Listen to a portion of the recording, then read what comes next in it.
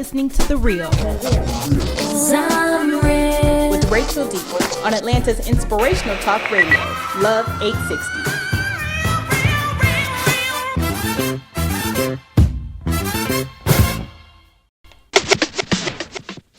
All right, everybody, and welcome to The Real with Rachel D. Happy Friday. So, of course, I'm being joined by my super fabulous co-host, Miss BJ. Hello. And our special guest, he's a lawyer, Judge Thorpe, right? Thorpe? Well, soon to be judge. I'm almost there. Not quite yet. Soon to be judge. Hopefully, he is running for Clayton County Superior Court Judge Marcus Thorpe. Thanks for joining us. And guys, of course, you know we're here to give you some hot celebrity news, some things that we found on social media, and some things to get into over the weekend. We're going to go ahead and jump into the Oscars recap. Mm-hmm. The Oscars was this past week, and we just want to go over some of the most memorable moments. BJ, did you watch? No. No? Mm-mm. I can honestly say the only Oscar I've ever watched was jumping out a garbage can on Sesame Street. So, what about you, Marcus? No. Unfortunately, my life revolves around Sesame Street as well. Except it's Elmo these days in my household. Yeah. Okay, I thought Elmo was cut from Sesame Street since the puppeteer left. Well, he has made a comeback in my house. We've got at least 10 DVDs on constant loop. Okay. every room of the house. Well, if you guys, I did watch a little bit. Mm-hmm. I came in, I forgot where I came in, but it wasn't at the beginning. But everybody was talking about Chris Rock's monologue.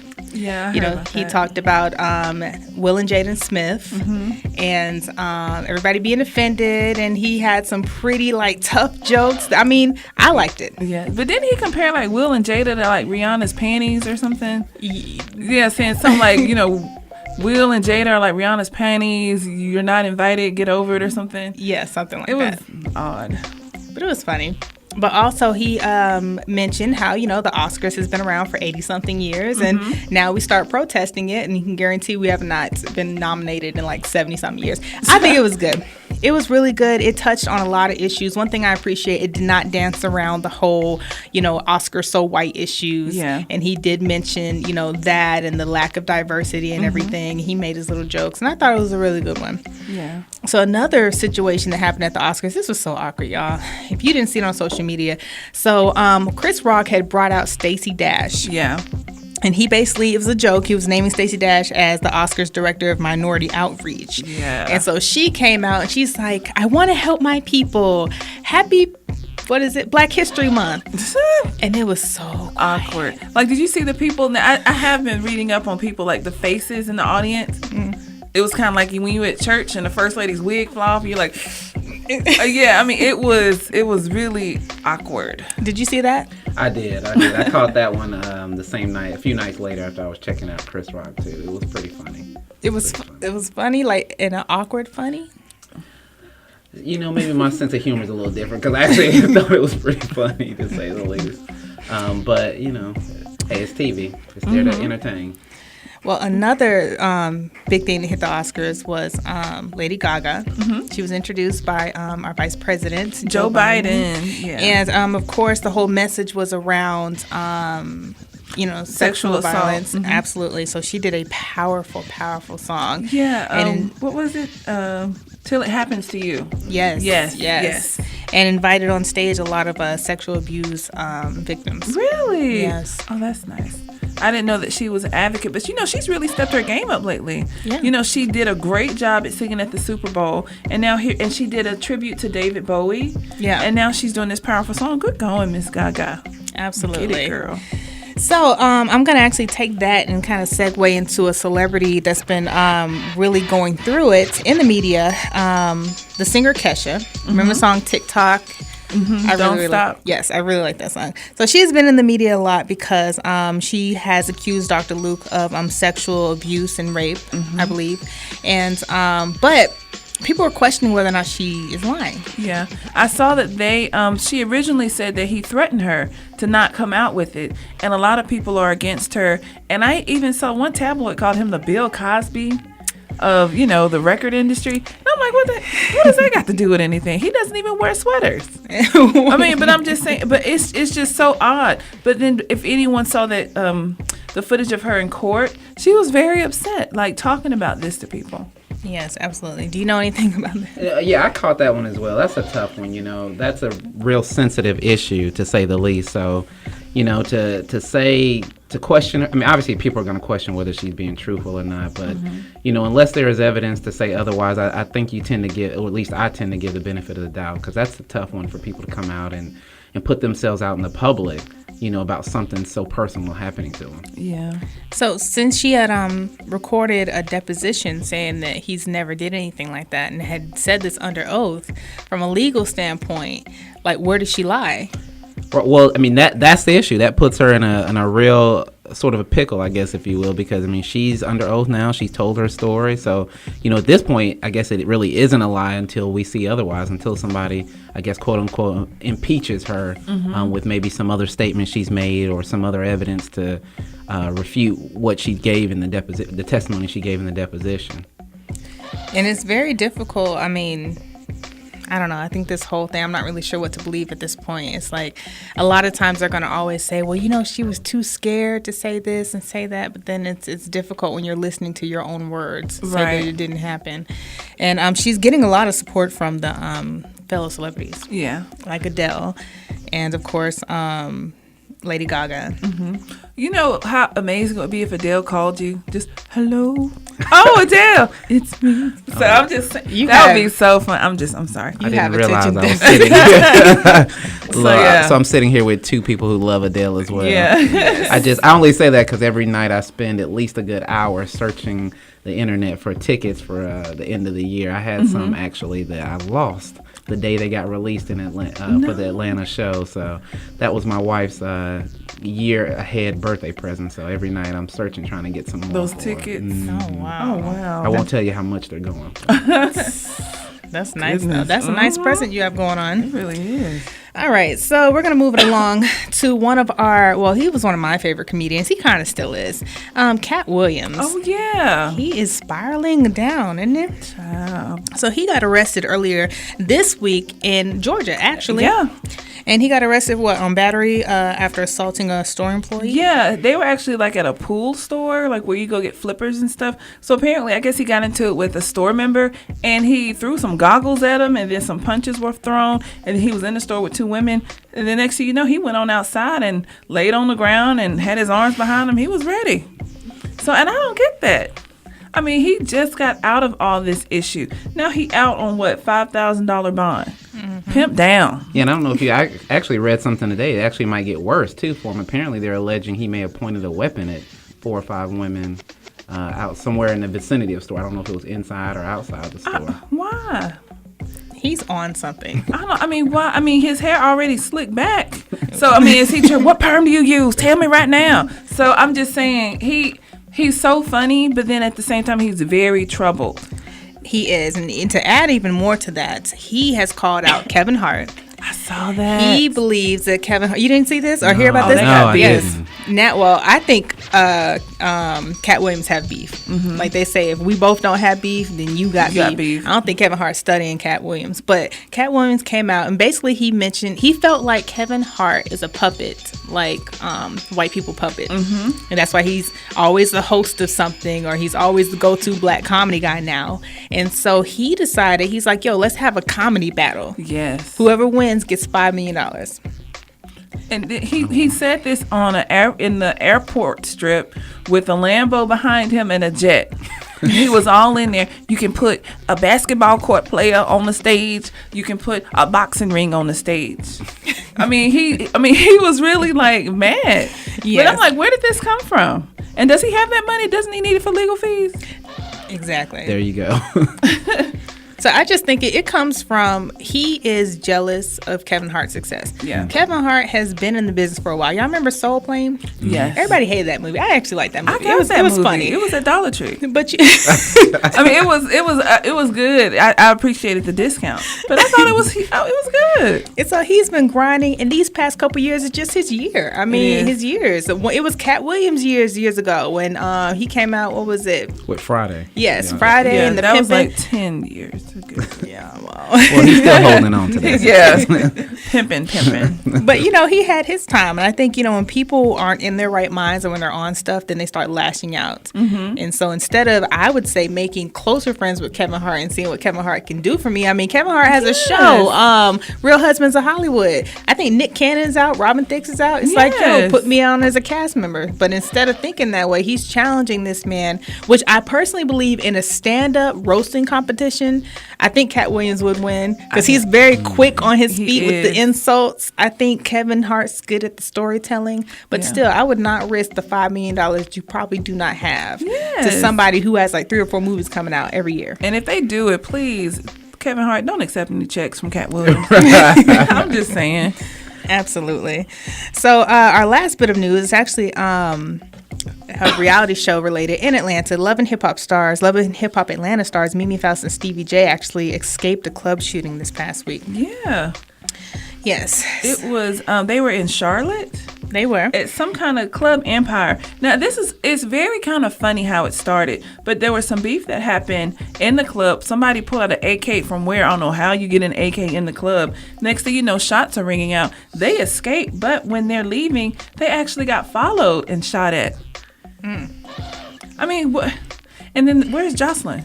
Exactly. I can't, people I feel will go through extreme measures to get viewers, and Love and Hip Hop Atlanta is going to be returning soon. Mm-hmm. So, I just think it's weird that the two of them were together, and like you said, who can get an AK-47 into a club? I smell conspiracy. What's the name of that club? Because that's clearly one I won't be. Club Empire. It's the one that looks like Swiss cheese. Because, bullets were flying everywhere. Some people got hurt. Not heavily, but minor injuries. But, I just don't understand. Wherever these two go, there's always some drama. Exactly. Always some drama. We have more show for you coming up. So just a quick reminder to go on social media and show us some support on Instagram, Facebook, YouTube, SoundCloud, and Twitter at The Real with Rachel D. Coming up, we have Big Sean. One man can change the world. That was Moken stuff. He is mine. So we are back with me, your girl, Miss BJ, Miss Rachel, Hello. Mr. Marcus Thorpe. Yes. Yes. He's mine. Let me just repeat it. In case you got any questions. He is running for the Clayton County Superior Court judge. Welcome. Now, this is the portion of the show where we get to know more about you. So we have tons of questions because a lot of times people just know when it comes to voting, we just think about president, vice president, mayors. But there's voting when it comes to judges and chairmen and commissioners. So can you kind of tell everybody what is that? Well, as you point out earlier, I am running for Superior Court judge in Clayton County, and I actually think this is a very important time for Clayton County. We've got 4 Superior Court judges in Clayton. They've been there actually since the early 90s, so this is actually the first time that we will have 2 new judges. 2 of the 4 are retiring at the end of this current cycle.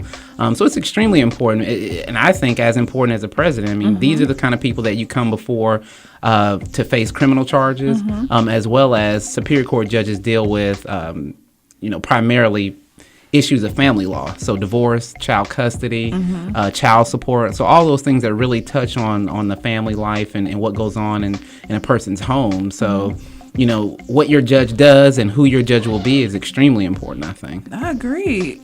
It is definitely time. If we've had 4 that have graciously sat for this long, it's time to get some new blood in there. Exactly. It's, with the changes that the county has undergone here probably in the last 14, 15 years. I think you're seeing a shift, and hopefully those who take these new seats will, be representative of that shift. You tell me once you get your seat.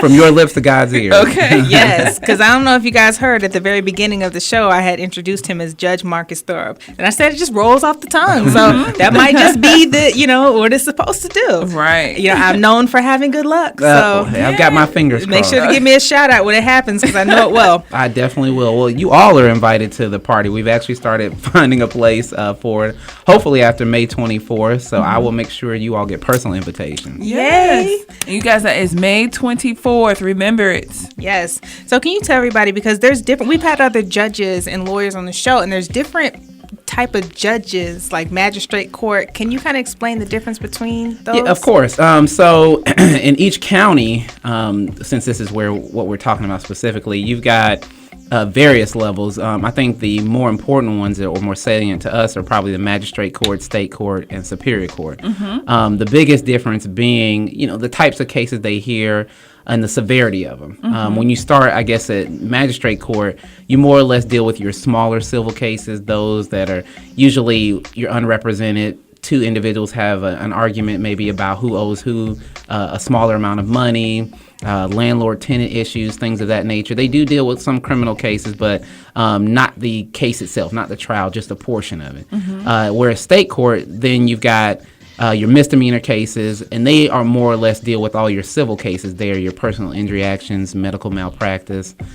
So, you wake up from a surgery and you've got a sponge still inside of you. That's usually where that happens in state court. Wow. And then finally in superior court, where I'm running, again, I think largely, having been a former prosecutor there, a large part of that docket is criminal cases, your felonies, your murders, robberies, rapes, all those sorts of things. So a lot of your major cases, and then again, the family law, the divorce, custody, child support, all those sorts of things. But I mean, they're all extremely important. Wow. The biggest difference is just the type of law that you immerse yourself in, what you're called upon to deal with. Wow, that's cool. That's really so cool. any judge just can't, any lawyer just can't be a judge. You have to run. Yes. Well, typically, you can be appointed. So it's really a matter of either going through the appointment process or running. There's people who say one's better than the other. I've actually genuinely enjoyed doing it this way. It's been a long and arduous process. We started this in February 18th of 2015. So it's been a little over a year now, but it's led me to meet some wonderful people like the people I'm sitting by right now. So I know had I gone a different route, I wouldn't be where I am right now. Sustained. Is that right? Well, that's excellent. So let me ask you a question. Of course, with what you're going to do, Superior Court Judge, I know you get faced with a lot of different things that are facing the community, the country, and gun control has been one of those things. So what are your feelings on this new bill where Georgia's considering allowing guns on campus? I think it's a sort of a swift reaction to what we've had happen here the last year or so on our campuses around the country. Obviously, I'm saddened, much like everyone else, about the things that have happened in Virginia Tech and a couple of other places. But I feel like this is a kind of an overreaction. I do recognize that security is probably difficult on campuses. I'm thinking more or less Georgia State, Clark Atlanta, where you can simply just walk onto the campus. So I can understand the safety concerns that officials for these schools have about protecting their students. But I guess from the other side of that, the law enforcement side, my concern is now you're making it easy for 5, 10, 15,000 people in an effort to protect themselves who may not be well trained with a weapon to now be on campus with. So I just think it's sort of it's a slippery slope. You're opening itself up to a lot more incidental shootings. People getting shot in the stomach by accident, things like that. I mean, it's because you see this all the time. You even have people whose kids are shooting. Exactly. So, and I'm not saying college students aren't the most mature out there, but I mean, they get in arguments with a dorm mate over pizza or leftover fish sandwich. Alcohol and BJ. guns can't be a good mix. If you broke and that's my fish sandwich, you going down. But I'm just saying. But you're right. Like, I mean, I really think maybe they can go in another direction. What happened to tasers? How do we go straight from slapping somebody to shooting them? Can't we have a taser or some batons and mace and stuff like that? Yeah, there's got to be, I think, a better way to go about doing this. I completely understand the concern for the safety and what's happened to a lot of people on campuses recently.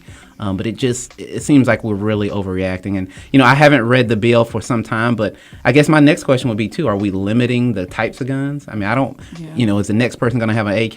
Right. In the middle of the food court? So. Right. And then if you can't afford the right kind of gun, then that's not fair. They have more money. They have a bigger gun. I want the kind of gun they have. Exactly. All right. So how do you feel about when officers should be allowed in the grand jury process? Well, I didn't know this until probably the last 6 months or so. But Georgia is actually one of the last states that still allows its police officers to come into the grand jury room. And so, for those that don't know, the grand jury process is after an arrest has been made by the police. It is one of two ways in which the citizens of the community actually are involved in what charges will be brought by the district attorney or the solicitor general, typically the district attorney's office.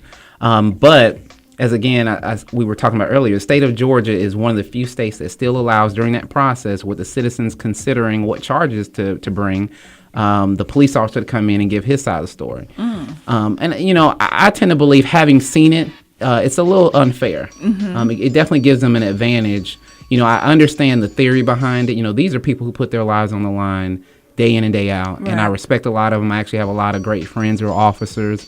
But when you are at a point where you're being alleged to have committed a crime, I don't know that you should be treated any differently than anyone else at that point. We talk about equality all the time. We just finished Black History Month, so that's an important thing. And so I think it's giving a tad bit too much respect to the officers and what they've gone through.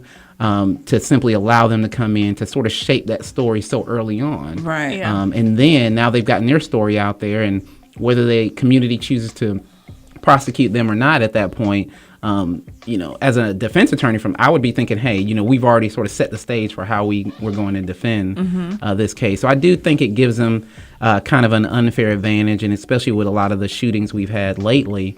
I think the citizens of these various counties deserve the opportunity to hear it unbiased. Exactly. And really get an idea of what had happened without hearing one side and not being able to hear the other. Exactly. Absolutely. I agree. All right, so we have to go to a quick musical break, and I want you to stay here with us because we have some stories in the media, and we want a legal perspective from it. But before we go, can you tell everybody where they can find out more information about you and your campaign? Yes, you definitely can find. Again, the name is Marcus Thorpe, MarcusThorpe. You can join us at my website, marcusthorpe.com. We're also on Facebook, Marcus Thorpe for Judge. We're on Twitter, we're on Instagram. You can find me everywhere. Please come out, vote May 24th. And even more important, early voting will start early May. And so there's going to be some conflict in Clayton County with certain students graduating on May 24th. So, if you can't be there May 24th, please try to get out early and make it all the way down the ballot, because this is an important time, historical time. Shooting to be the first African-American male in Superior Court in Clayton County. Awesome. All right, guys, you're listening to The Real with Rachel D. And make sure you keep it here. We have more show coming up. But first, it's Little Mix. Salutes. All right, we're back, guys. And that was Little Mix. Salutes. This is The Real with Rachel D. Being joined by Miss BJ. Yes. And the Clayton County Superior Court Judge candidate, Marcus Thorpe. Welcome back, guys. Hello, Yay. hello. All right, so here's a portion of the show where it's called WTH Social Media, where there are just articles and things we find on social media that are the craziest that we like to bring up and kind of, just discuss. And since you're a lawyer and you know the legal system a lot better than we do, there are some great topics that I would love to get your input on. All right, we're going to start with one that really this is one of those got up under my skin moments. There was charges against that dropped 5 teen African-American boys were accused in a Brooklyn gang rape, but it turned out to not be true whatsoever. In fact, it had a very disgusting twist to it. So yeah, basically what happened, these 5 guys, ages 14 to 17, were out in the park. They came across this girl, they say, that was like, oh yeah, I want to get with all of you guys. And then what they're saying, well, initially the girl said she was raped. So what happened by the 5 guys. The father caught them, so to speak. Charges were placed. But as soon as they got the girl and her father in the police station, that story of rape at a gunpoint completely fell apart. What turned out is the guys came across the father having sex with his daughter. And all charges have been dropped as of a few weeks ago. This is very recent. And those teens have been released.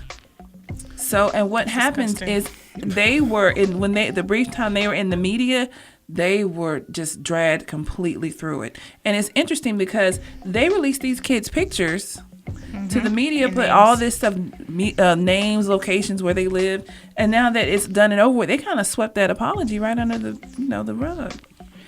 And they do that. So I do want to wonder because this right here, have you heard of the Central Park 5? I've been that's on my Netflix list as well. Let me tell you, because we had a a screening of that at GPB a couple years ago, and I watched it. It just got me so angry. And it's kind of like, there's no real vindication for these people. And especially with this, because when I researched this, you can't even find the name of the girl and her father. Like, the two people who lied, their identity is covered. But the three, you're supposed to be, in law, aren't you supposed to be innocent until proven guilty? You are. Exactly. But that's not what happened.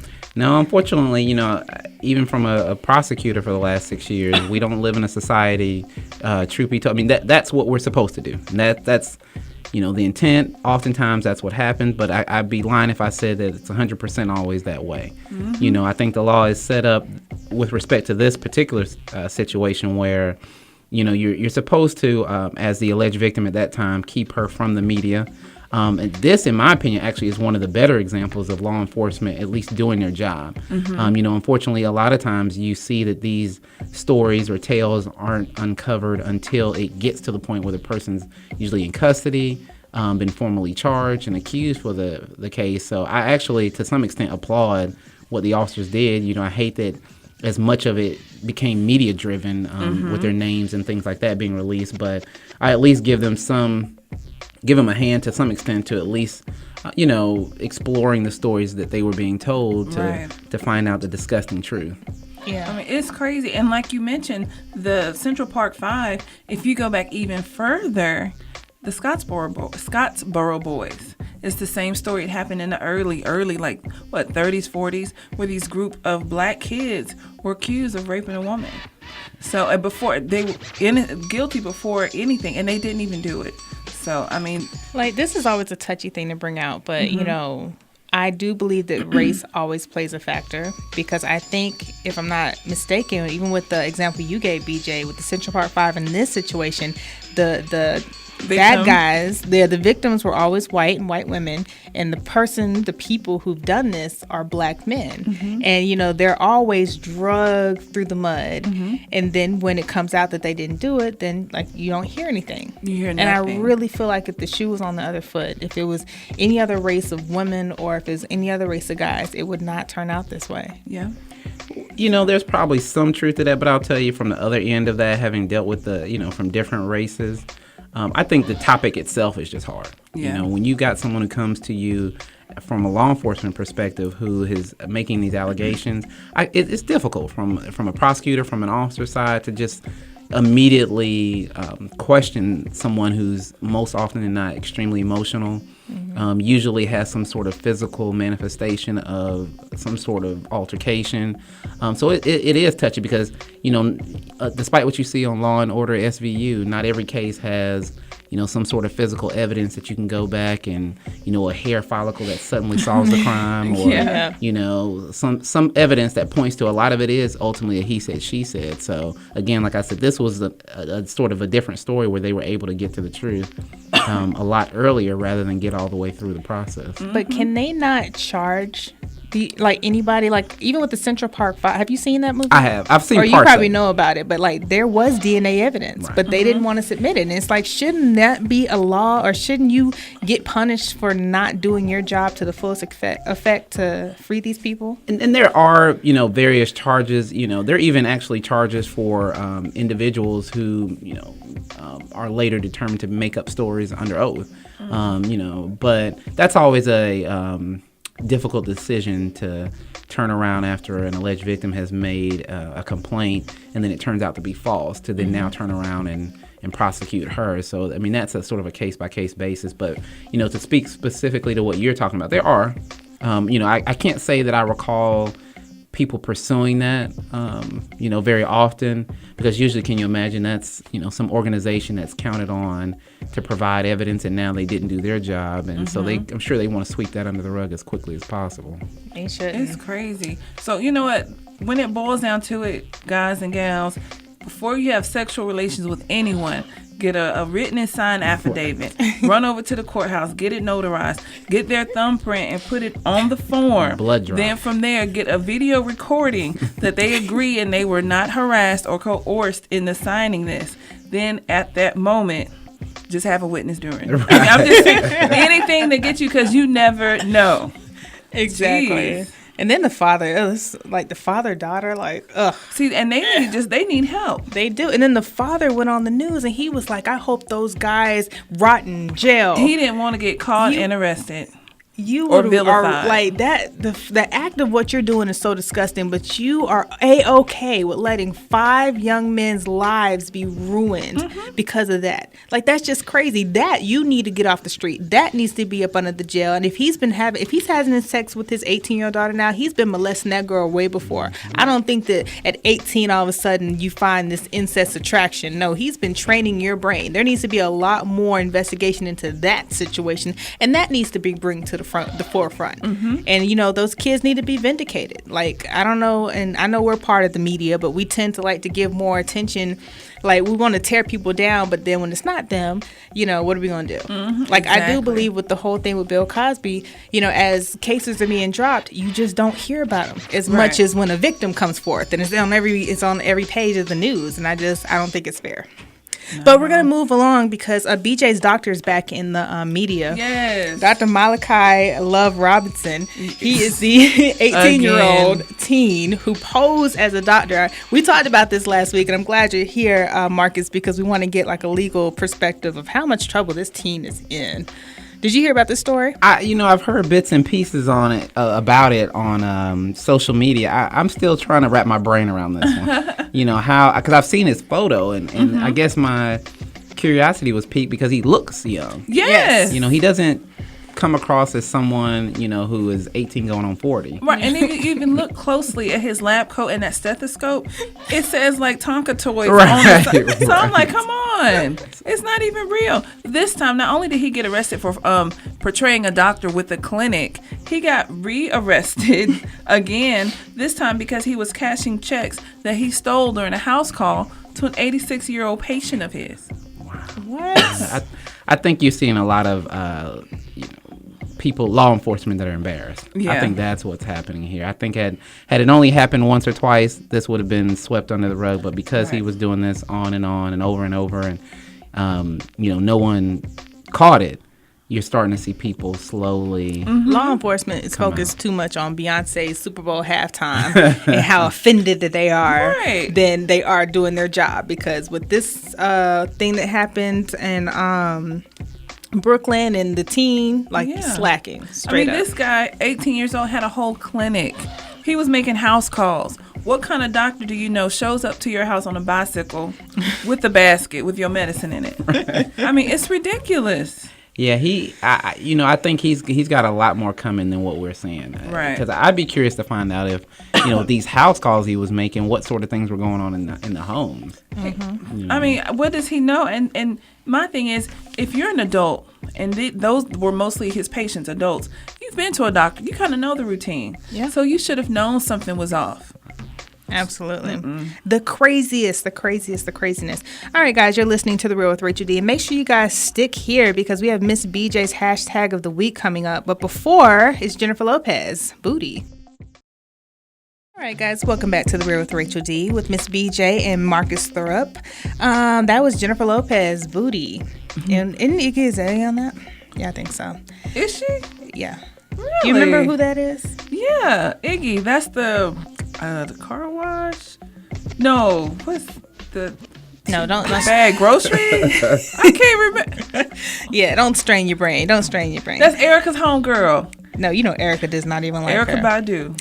Anyways, guys, it's time to wrap up the show. But before we go, Miss BJ, what is your hashtag of the week? Well, guys, in lieu of voting this week, my hashtag is passport. Because if Donald Trump gets in the office, I will be cracking it open and getting it stamped. Let me just tell you this now. I'm saving money as we speak. Oh, Jesus. Hashtag passport. Passports. That's not too bad considering how Georgia just gave him the nomination on our state. Oh, my goodness. So we're such an embarrassment, you guys. All right, so it's time to wrap up. But before, what is everybody getting into this weekend? I am going to be watching Netflix and chilling, watching a really good series. What? To Make a Murder? Making a Murder. Yeah, Making a Murder. So, yeah, it was suggested by my really cool friend, P Money. So, I'm going to be watching it this weekend. What about you? Well, I've got a little one now, so Saturday morning we are off to swim practice. Oh, Oh, fun. Yeah. So I have been finally, after 6 weeks of avoiding it, I've been roped into that. So it's daddy and baby daughter. Please do not add to the statistics of black people not being able to swim. Okay, take your child to swim practice. Oh, yes. Don't worry, I've got my 2 little floaties along with her too. So we'll be in there all together. Oh, good. All right, guys. Well, if you don't have anything to get into, a couple things. There's monster trucks. That's going to be at the Georgia Dome. So there's big trucks with big wheels to make big noises. And it's super excitement. And you can get discount tickets at $12 on event12.com. And something that I think myself and BJ would really enjoy, there's a brunch in the park. You can enjoy tasty bites from 20 restaurants and beverages like Bloody Marys, mimosas, beer and wine with music from a pop-up band at the Atlanta Brunch Festival. And that's going to be at the historic 4th Ward. When is that? That is this Saturday. Go ahead and mark that down. Okay. And that's called Brunch in the Parks at the Atlanta Brunch Festival. More information about this and many, many more events on events12.com. We want to send a special thank you to everybody who participated in our hashtag of the week to win tickets to the Ringling Brothers Circus and the Sound of Music opening night on Broadway, which I was at yesterday, and it was amazing fun. So guys, make sure that you keep it here because we'll have more tickets to give away. Guys, Mr. Marcus Thorpe, candidate for the Clayton County Superior Court Judge, thank you so much for being a guest. And can you tell everybody again where they can find out more information? Yes, I will. Thank you again, the both of you, for having me. Again, it's Marcus Thorpe, running for Clayton County Superior Court Judge, and you can find me at marcusthorpe.com, Marcus Thorpe for Judge. Pretty much you can find me anywhere. Just Google the name and something will come up about my running for Superior Court Judge. But I'm asking everyone, please come out and vote May 24th. Early voting is the beginning of May. And let's make history together. Sounds good to us. Miss BJ, any last words? Avoid Cat Williams because apparently he's throwing goggles at people. And hashtag what? Hashtag passport. If you don't got one, get one.